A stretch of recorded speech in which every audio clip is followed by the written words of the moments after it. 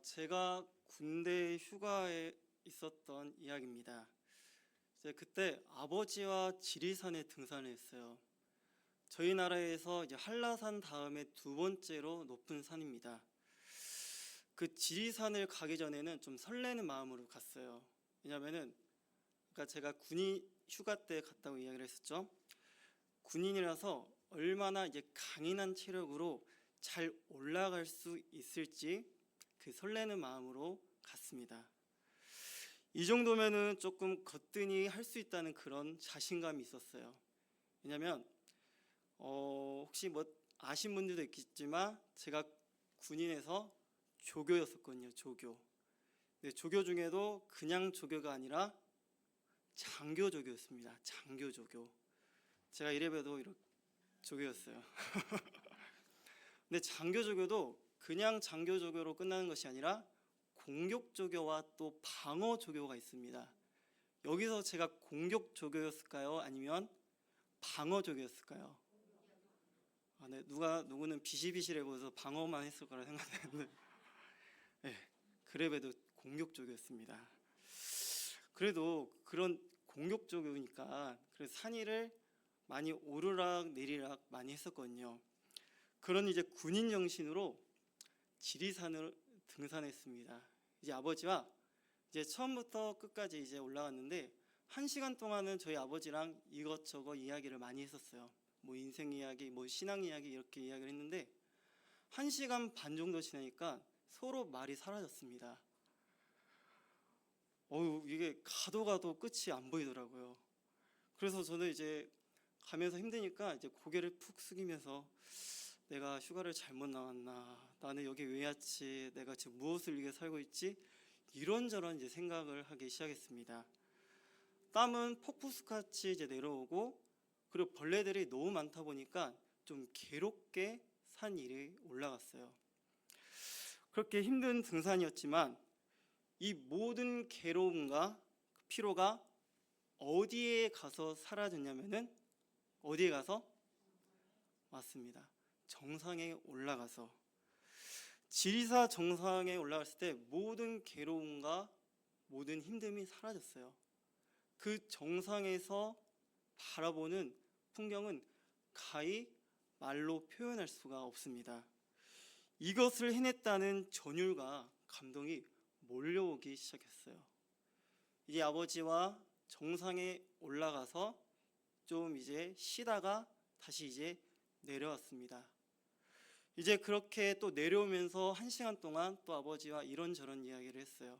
근데 또 1시간 반이 지나자마자 또 서로 말을 안 하기 시작했어요. 왜냐하면 너무 힘드니까. 그래도 정상까지 올라갈 수 있었던 것은 그래도 체력과 건강이 있었기 때문에 정상까지 올라갈 수 있었습니다. 저번 주에 믿음의 건강과 체력에 대해서 이야기를 드렸습니다. 신의 산에서 하나님의 백성으로 그 정체성을 잘 지킨다면은 믿음의 건강과 체력을 기를 수 있다라고 이야기를 드렸어요. 믿음의 등산에서 믿음의 건강과 체력을 기르는 것도 중요한데 거기로만 머물러서는 안 됩니다. 이제 더 높은 차원 정상으로 올라가야 합니다. 전에 이야기 드렸듯이 성경에 나온 모든 산들은 하나님의 뜻이 있어요. 오늘 함께 나눌 정상에서도 하나님의 뜻이 기다리고 있습니다.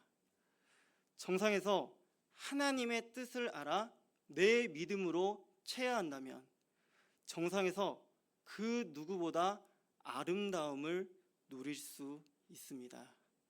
그래서 오늘 믿음의 등산 두 번째 갈멜산에 함께 정상으로 올라가고자 합니다. 갈멜산을 언급하면 딱 떠오르는 인물이 있어야 돼요. 누구죠? 딱 떠오르는 사람? 오늘 말씀에서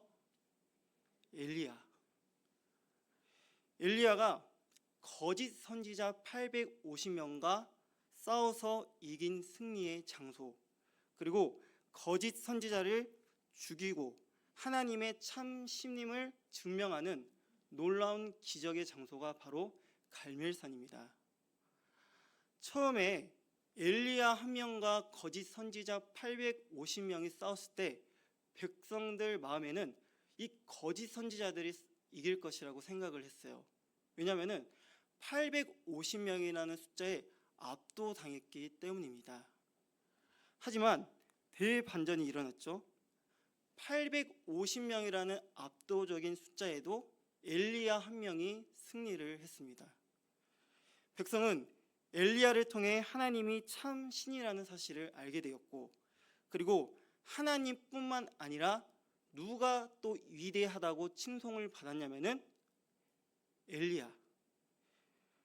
백성이 보는 앞에서 엘리야 혼자 그 수많은 거짓 선지자와 싸워서 이기고, 또 그 거짓 선지자를 다 죽이는 모습에 백성들이 엘리야가 얼마나 위대한 선지자인지를 인정하기 시작했습니다. 근데 거기서 문제가 발생을 해요. 먼저 승리 후에 엘리야가 아합에게 이렇게 말을 합니다. 올라가서 먹고 마시소서, 큰 비소리가 있나이다. 이제 비가 내릴 것이라고 이야기를 합니다. 그리고 그냥 비가 아니라 큰 비소리. 그러니까 큰 비소리가 내린다는 말에 지금 엘리야가 아합에게 호언 장담을 하고 있어요. 엘리야는 갈멜산 꼭대기에 올라가 기도를 합니다. 그리고 황당한 모습으로 기도를 하고 있어요. 몸을 굽히고 그의 얼굴을 무릎 사이에 넣었다라고 기록을 하고 있습니다. 그냥 보고 스쳐가면은 단순한 기도 모습이구나 생각할 수가 있는데, 유심히 보면은 얼굴을 무릎 사이에 넣었다. 이거는 도저히 할 수 없는 모습이에요. 집에서 제가 한번 시도해 봤는데 당연히 몸이 뻣뻣해서 굽히지를 못할 뿐더러 목이 무릎 사이에 넣는다? 그거는 도저히 있을 수 없는 모습이더라고요. 하다가 이제 경련과 이제 지가 났는데, 혹시 여기서 몸이 유연한 사람은 될지 모르겠습니다.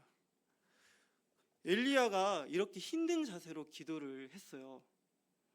이 모습을 여러 주석으로 찾아봤는데 동일하게 겸손한 모습이라고 해석을 하고 있습니다. 먼저 하나님께 무릎을 꿇는 모습, 그리고 두 번째 머리를 무릎에 넣는 것은 간절한 마음. 그러니까 무릎을 꿇고 머리를 무릎 위에 넣었다는 것을 종합적으로 겸손한 모습이라고 이야기를 하고 있어요. 근데 아까 문제가 발생했다고 제가 이야기를 했었죠. 겸손한 자세로 기도를 드렸는데 비가 내리지 않고 있습니다. 누가 봐도 겸손한 모습인데 비가 내리지 않고 있어요. 시편 17절에는 여호와여, 주는 겸손한 자의 소원을 들으셨사오니 그들의 마음을 준비하시며 귀를 기울여 들으시고. 하나님은 누구보다 겸손한 자를 사랑하시고 또 겸손한 자라면 사족을 못 쓰십니다. 하나님은 겸손한 자의 귀를 기울여서 그 자의 소원을 들어주세요. 엘리야가 겸손한 모습으로 기도해서 하나님이 그 기도에 응답을 해 주셔야 되는데 무슨 일인지 그 기도에 응답을 하고 있지 않으세요. 그럼 여기서 어떤 문제가 발생했기 때문에 기도에 응답하지 않으시구나, 그렇게 해석할 수 있습니다. 아까 제가 하나님은 겸손한 자의 기도를 들어주신다고 이야기를 했잖아요. 엘리야의 기도, 겸손한 자세로 기도를 드렸는데 그 기도에 응답하지 않는다. 그러면 우리가 알 수 있는 것은 엘리야의 기도는 겸손한 기도였다, 아니면 아니었다. 아니었다. 우리 눈에는 엘리야의 모습이 겸손해 보일지 모릅니다. 하지만 정작 마음은 겸손하지 않다는 것을 한번 우리가 다른 반대로 한번 생각해 볼 필요가 있습니다. 왜냐? 하나님은 외모보다 무엇을 감찰하신 분이죠? 중심, 마음을 감찰하시는 분이세요. 겸손의 반대는 무엇입니까? 교만입니다. 현재 엘리야의 마음에 교만이 자리 잡고 있어요. 그럼 언제 그 교만이 자리를 잡았냐? 850명이라는 그 압도적인 숫자에도 대범한 모습을 보여주고 하나님이 참 신임을 보여준 엘리야, 그리고 거짓 선지자를 죽이는 모습, 그 모습을 끝까지 지켜본 그 백성들 앞에서 교만한 마음이 자리 잡기 시작합니다. 그러면 제가 이렇게 이야기를 하면은, 목사님, 지금 그런 이야기도 없는데 억측 아닙니까? 지금 억지로 지금 이야기하고 계신 거 아닙니까? 이렇게 생각을 할 수가 있습니다.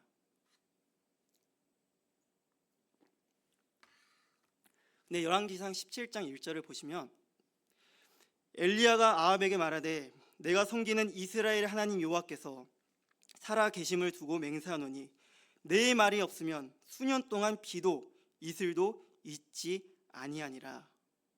이때는 한 번의 선언으로 비가 내리지 않습니다. 그때나 이때나 똑같은 엘리야예요. 만약 그때의 동일한 마음과 자세였다면 한 번의 기도로 비가 내려야 하는데 현재 비가 내리지 않는 것에 우리는 어떻게 설명할 수 있습니까? 엘리야는 하나님께 간구하면 모든 것에 응답을 해주셨어요. 그런데 지금 기도하는데 그 기도에 응답을 하고 있지 않으십니다. 그렇다면 그 사이에 엘리야의 마음이 변했다는 것을 알 수 있습니다. 엘리야의 마음이 지금 무언가 변했다는 것을 우리는 느껴야 합니다. 남유다의 왕 요아스가 있습니다. 그 요아스는 하나님이 보시기에 정직히 행했다고 평가를 받았어요. 그래서 하나님이 요아스에게 큰 복을 허락해 주십니다. 어떤 큰 복을 허락해 주셨냐면 그 밑에 있었던 에돔과 싸워서 크게 승리를 해주세요. 그리고 대승을 거뒀기 때문에 그 싸움에 승리했기 때문에 당연히 그 요아스 마음 가운데 성취감을 느꼈을 겁니다. 여기서 요아스가 느꼈던 그 성취감이 교만한 마음으로 이끌어 갑니다. 성취감은 자신감과 자존감을 높아지는 것을 말합니다. 그 성취감은 나쁜 것이 아닌데 인간의 본성은 그것으로 만족하지 않다는 것이 문제예요. 자신감과 자존감이 높아져 자신이 이제 위대하다는 그 착각에 빠지고 맙니다. 왕의 자리에 있다 보니까 당연히 보는 눈들이 더 많았겠죠. 이제 자신의 위대함을 유지하기 위해 그 위대함을 더 알리기 위해 다른 나라를 찾아 괜히 싸우고자 합니다. 이제 북이스라엘과 싸워서 승리한다면 자신의 위대함이 더 알려질 것이라고 생각을 했어요.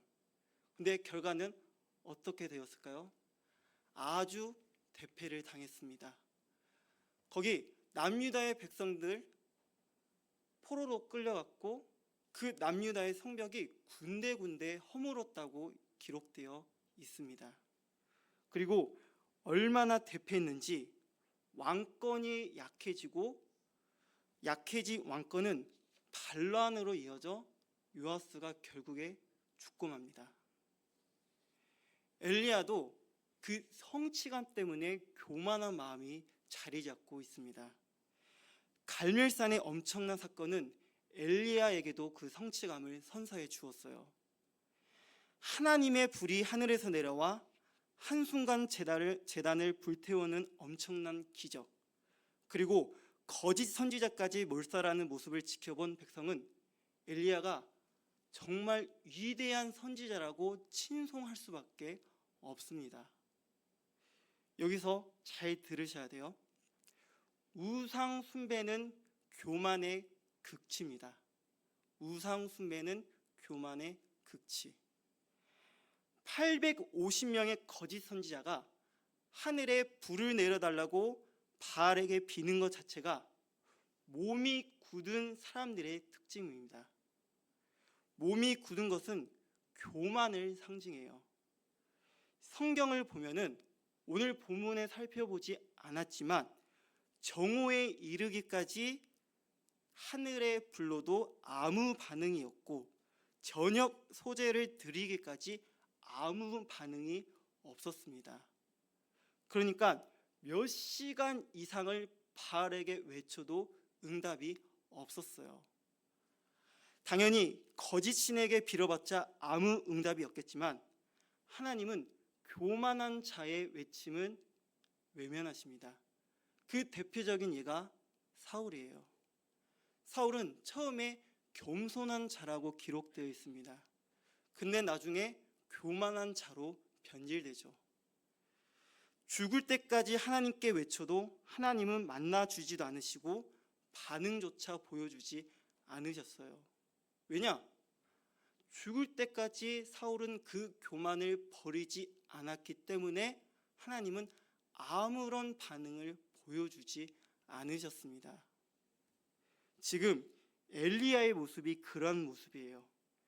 교만한 마음이 자리 잡았기 때문에 하나님이 아무런 반응을 보여주지 않으십니다.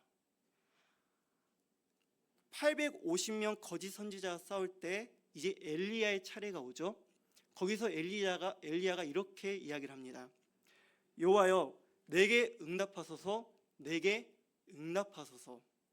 그 한마디에 불을 내려 주셨습니다. 아니, 그 한마디에 불을 내려 주셨는데 현재 비를 내려달라고 6번까지 기도를 했는데 응답을 하고 있지 않으세요. 응답받지 못한 모습은 지금 누구랑 비슷하게 흘러가고 있냐면 아까 몇 시간 동안 목이 곧은 그 백성, 그러니까 교만으로 가득 찬 그 거짓 선지자가 바알에게 외치는 것과 비슷하게 흘러갑니다. 교만한 자들이 몇 시간 동안 외쳤지만 반응이 없습니다. 엘리야는 6번까지 기도해도 응답이 없었더라고 이야기를 했죠. 엘리야는 몇 번으로 기재되어 있고 거짓 선지자는 몇 시간으로 기록되어 있지만 단위만 다를 뿐 서로 찾아볼 수 있는 공통점은 아무런 반응이 없다. 그러면 거짓 선지자도 교만한 자고 엘리야도 교만한 자, 그런 공통점을 찾아볼 수 있습니다. 아까 아합에게 큰 비가 내릴 것이라고 호언장담했는데 비가 내리지 않는다면 망신 중에 무슨 망신? 네. 그런 대망신, 그 대망신을 당하지 않을 수가 없어요. 결국에 엘리야는 7번의 기도 끝에 응답을 받습니다. 이것은 무엇을 의미하느냐? 엘리야에게 자리 잡았던 교만을 철저하게 내려놓고 다시 겸손한 자가 되었다는 것을 의미합니다.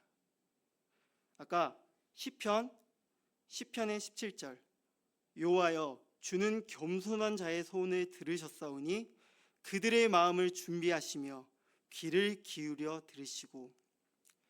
현재 엘리야는 갈멜산에서 기도를 하고 있는데 유심히 보면은 어디에서 지금 기도하고 있다고 하죠?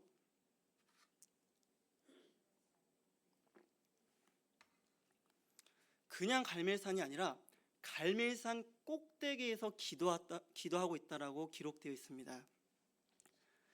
엘리야가 꼭대기에서 배운 것은 높은 곳에 있다고 해서 기도 응답이 잘 된 것이 아니고 누구보다 제일 낮은 자가 되어야만 하나님께 응답해 주신다는 사실을 다시 한번 깨닫게 되었습니다. 그리고 그러한 자가 꼭대기에 설 자격이 있다는 것을 알게 되었어요. 그는 교만을 철저히 내려놓고 다시 겸손한 자가 되었습니다.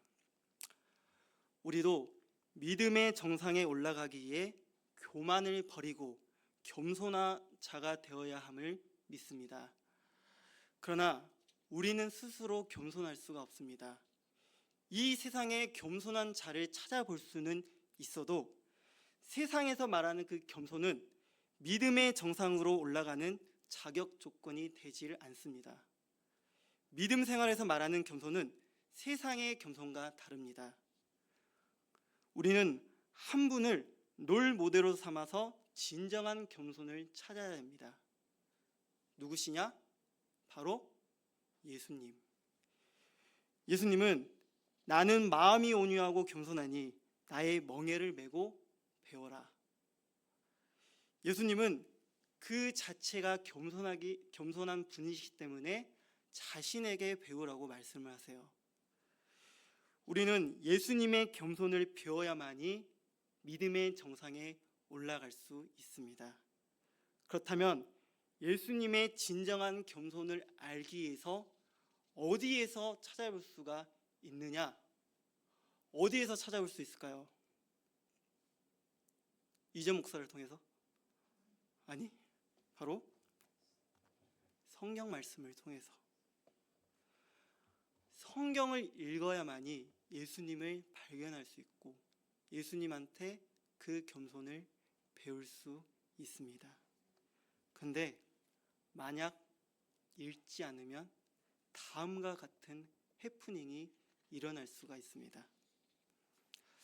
뉴스를 통해서 접하신 분들도 계실 텐데 어느 학교 선생님이 그 학부모들한테 이렇게 공지 문자를 보냈어요. 오늘 학교에 중식 제공. 몇 분 후, 몇 시간 후에 그 학부모가 교사한테 이렇게 답변합니다. 아니, 선생님, 그 중식 말고 한식 안 되나요? 이렇게 답장을 했다는 거예요. 좀 뭔가 오픈 해프닝이잖아요. 근데 여기서 끝난 것이 아닙니다. 그 어느 포털 사이트에 이런 댓글이 달았어요. 그 사이트에는 심심한 사과라고 기록이 되어 있습니다. 근데 댓글에서는 아니 화가 난다라는 댓글이 여러 개 달렸어요. 알고 봤더니 왜 화가 났냐면은 왜 지루하고 재미없는 그 사과를 했냐고 그렇게 댓글을 달았던 것입니다. 이거는 문해력 저하, 그러니까 본질을 잘못 이해를 한 것이죠. 다들 보편적인 인식을 가지고 있습니다. 그 학교에서 중식을 제공했다는 것은 정말로 그 중국집을 제공한다는 것이 아니라 점심을 제공한다는 뜻이었고, 심심한 사과는 뭐 지루하고 재미없는 그런 사과를 올린 것이 아니라 정말 심오할 정도로 깊은 마음으로 사과를 한다, 그러한 뜻입니다. 왜 이런 문제가 나왔나 전문가가 분석을 했더니 이거를 꼽더라고요. 너무 지나친 영상, 유튜브를 시청했기 때문에 문해력이 저하했다라고 평가를 하고 있습니다. 그러니까 이렇게 글을 읽는 것이 아니라 영상을 통해 이해하는 그런 뇌 구조로 변화했다는 것이에요. 그리고 여기서 끝난 것이 아니라 문해력 의지가 있습니다. 문해력 의지. 그러니까 그 긴 글을 읽고자 하는 그 문해력 의지가 지나친 영상으로 통해서 그게 떨어지기 시작했다는 거예요. 그 긴 글을 읽고자 하는 문해력 의지가 부족해서 그 긴 글을 차분히 읽지 못합니다. 그리고 그 결과는 어떻게 이어지냐? 집중력 저하로 이어진다는 것이에요. 그랬더니 본질을 모르고 혼자 성대고 그리고 혼자 어리석은 모습을 보여주고 있습니다. 성경도 마찬가지예요. 성경은 정말 긴 책입니다. 이 책을 읽으면은 진짜 긴 호흡이 필요해요. 지나친 영상과 유튜브로 문해력 저하인 상태에서 읽는다면 하나님의 뜻을 잘못 이해하고 자기가 아는 짧은 지식으로 해석을 합니다. 본질의 뜻이 아니라 자기 뜻으로 해석하기 때문에 잘못된 지식을 알고 그리고 그 잘못된 지식을 다른 사람들에게 알린다는 것 자체가 정말 최악의 경우가 일어날 수가 있습니다. 분명 하나님의 뜻은 이것인데 자기가 알고 있는 그 뜻으로 자꾸 해석을 하려고 해요. 이 뜻이 자꾸 맞다고 합니다. 그러면 이 모습은 또 어떻게 흘러가냐? 나중에는 교만으로 흘러간다는 것입니다.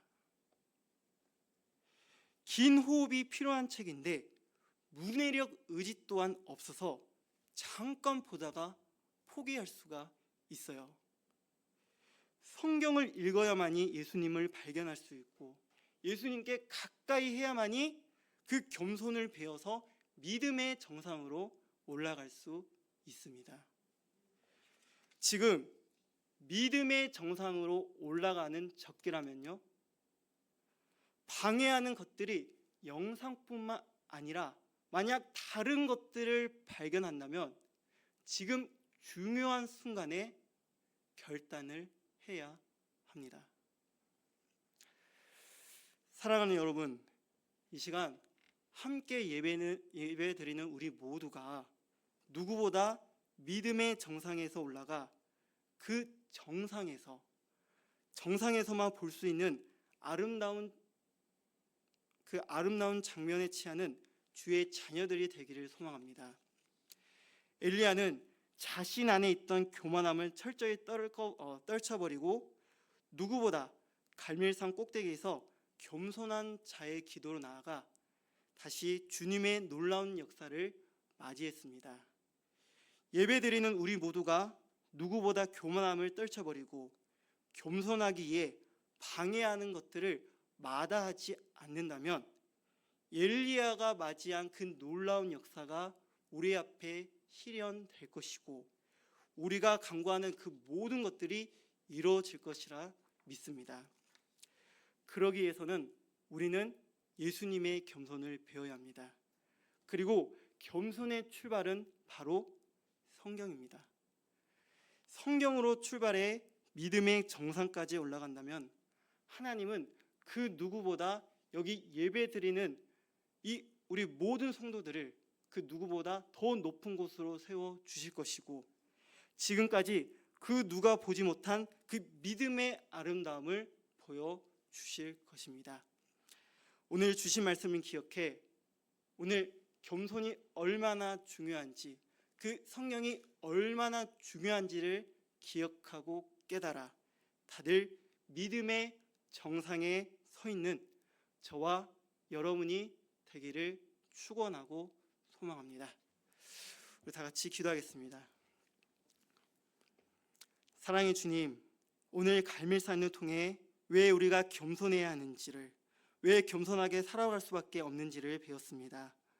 지금까지 많은 기적을 보여줬던 엘리야였건만 순간 교만함으로 기도에 응답하지 못했습니다.